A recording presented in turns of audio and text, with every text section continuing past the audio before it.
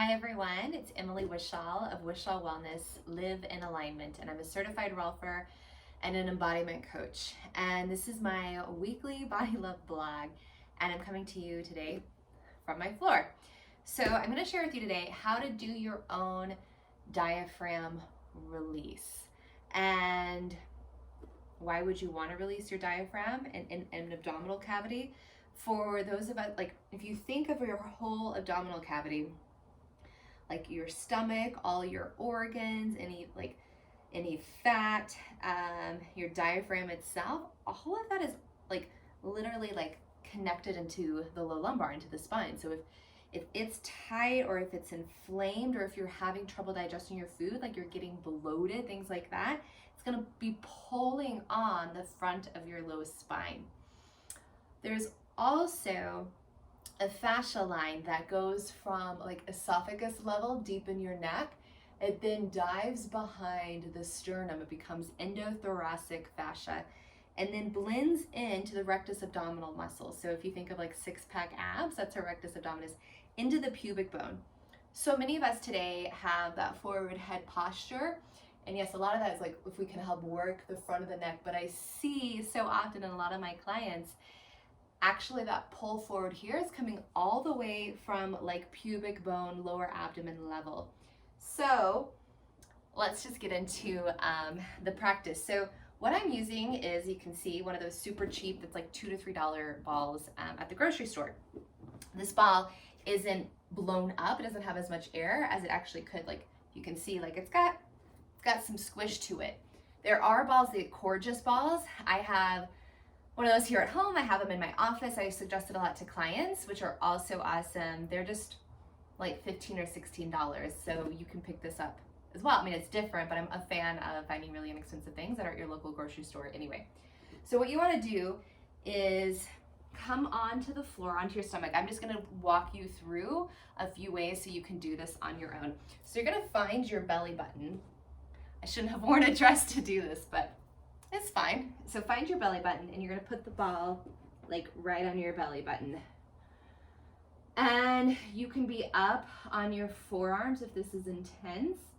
If you want to have a little bit more sensation, and what I want to support you on is the amount of sensation you want is just enough to feel it, but not over your edge so that you feel like you're tensing up elsewhere or breathing your breath or holding your breath.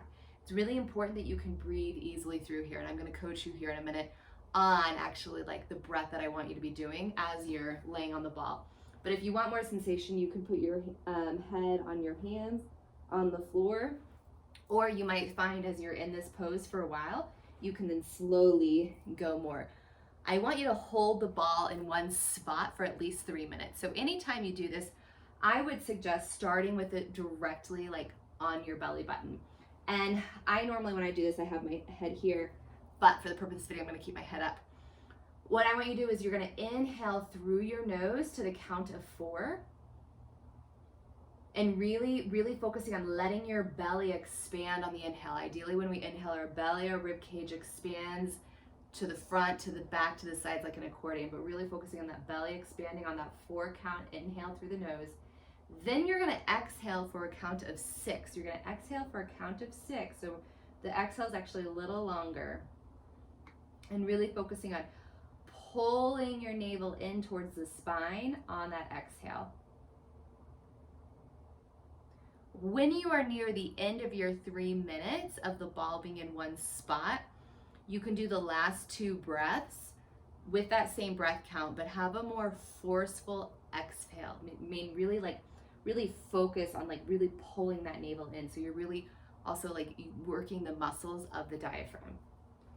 So that's where you would start. You're gonna see I have a sty in my eye. Didn't need to point that out, but so it's good that I'm filming far away today. Anyway, so a few other places to use the ball in your abdominal cavity. It's funny, even just that little bit I can feel, I actually have a little bit more lift through here and a little bit more space, my low back's dropping a little bit more. But so here's my rib cage, here's the end of my sternum. So we call this line our costal arch. So you can place it just in the middle of your costal arch. Exact same idea, hold for 3 minutes. You can place it more on the left side like getting just below the left part of your rib cage, right side. You can also bring it if you find your hip, like it's our iliac crest, but we tend to think of it as our hip bone, coming just to the inside and laying on it. A lot of us have tight psoas muscles or psoas muscles that aren't functioning correctly. And I've actually seen, unfortunately, a few ads popping up with this tool that looks super aggressive that's like digging into your psoas muscle. Even like often people have had practitioners who just like dug into their psoas muscle. I don't think that's helpful in my personal practitioner opinion. Yes, I think it's so helpful to help the psoas release, but if we come in and just like aggressively get it, it's just going to create that more danger response.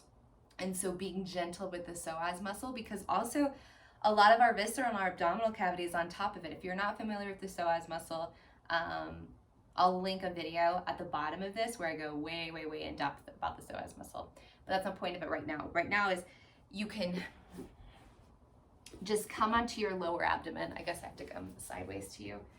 So I find my iliac crest, my hip bone. I have my opposite leg, so I'm more on my left side. So my right leg, my opposite leg is bent out to the side. It's gonna give me a little bit more support. And then I'm just gonna hang out. So just so you have a little geography, like about where, like to map it in your own body, where I'm at in my body. I am kind of on top of my hip bone, but just to the inside. I can tell my pubic bone is contacting, that's the bone, way, way low abdomen. I can tell it's contacting the bone, mostly on the left side, but it's mostly my abdominal cavity that's on the ball. And so same, just bringing my breath into here. So if you are somebody who's always like, I have tight hip flexors, this can be a great, great thing to do and a way gentler way for you to help them release. You can also, well, we won't get into that now. You can do so many things with the ball. I can go on a tangent. But those are just a few ways to use a super cheap and inexpensive ball. And if you have kids, like, you can also play with them, or you can play with yourself if you're an adult. So thank you for tuning in. If there are questions, because this is one that can be a little confusing or might be a new area for you to release, just comment below or reach out to me, just send me an email. And thanks for tuning in to my weekly Body Love blog, and enjoy.